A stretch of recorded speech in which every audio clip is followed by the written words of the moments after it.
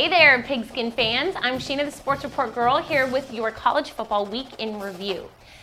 So here we are in early November. Long campaigns are winding down, voters are casting their ballots, and the fate of millions hangs in the balance. Of course, that's also the case with our presidential election. But more to the point, a new number one in college football has emerged. The results from 2 games last weekend sent a seismic shift across the entire landscape of the BCS. First and foremost was the weekly showdown of powerhouses from the Big 12. This time the festivities took place in Lubbock, Texas, and though Friday was Halloween, Saturday was full of more tricks than treats for the Longhorns. Mike Leach's guns-up offense stole the game with 1 second remaining when Graham Harrell hit Michael Crabtree for the go-ahead touchdown. Pandemonium ensued as the crowd stormed the field 3 separate times, twice before the game could actually come to an official end.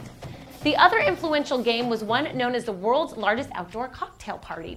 Sounds nice, doesn't it? Well, it was anything but nice for the Georgia Bulldogs, who were treated like a pack of strays by Tim Tebow and the Florida Gators. This was supposed to be one of the premier games of the week, a game in which the winner would certainly leapfrog USC in the standings. But what it wasn't supposed to be was a blowout. Then again, Georgia's offense has been consistently inconsistent this year, looking great one week and mediocre the next. So just like that, we have a new pecking order at the top of the BCS.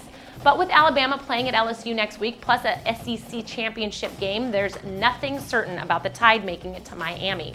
Penn State's path seemed to be less tricky, but getting jumped by the Red Raiders is reminiscent of Joe Pa getting stung by the BCS in the past. Oklahoma is waiting in the wings should they beat Texas Tech, and of course there's always Florida if any of the others should stumble along the way. USC still has a shot, but it looks more like a long shot at this point. Because of their anemic schedule, they aren't making up any ground in the computers despite posting 3 shutouts in 4 weeks.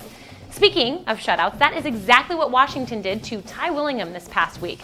With the Huskies sitting at 0-7, the powers that be in Seattle decided to show Willingham the door at season's end. He received a similar fate a few years back when he was coaching the Irish, except he was doing a good job then, just as good as Charlie and the Chocolate Factory Weiss is doing now. But his lack of charm and dour attitude isn't suited for keeping the cash flow flowing from wealthy boosters. In retrospect, he should never have left Stanford. As far as the Heisman watch goes, Florida's victory and Texas's loss have impacted those standings as well. Colt McCoy is still a leading contender, but now seems like one of several as opposed to the clear frontrunner. Another contender, and a serious one at that, is Graham Harrell of Texas Tech. Each week he seems to move the ball at will, but of course he and the Red Raiders still have to prove themselves against Sam Bradford and the Sooners. Bradford is a stats machine who has already put up 34 touchdowns on the year. And like I've been telling you for weeks, let's not count out Tim Tebow just yet. If he continues to play the way he has since Florida's lone loss, he may be striking the pose. There it is, for a 2nd straight year. Either way, I can't see anyone outside of this group of quarterbacks having a legitimate chance at the Heisman. Whew. Okay guys, that is it for this week, but be sure to subscribe to our YouTube channel so you can catch all our other cool videos like the Backspin and the Pro Football Week in Review.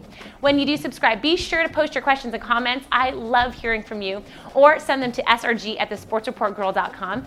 And for all of you Facebook fanatics, we have a fan page, so check it out. See you back here next week for another edition of the College Football Week in Review.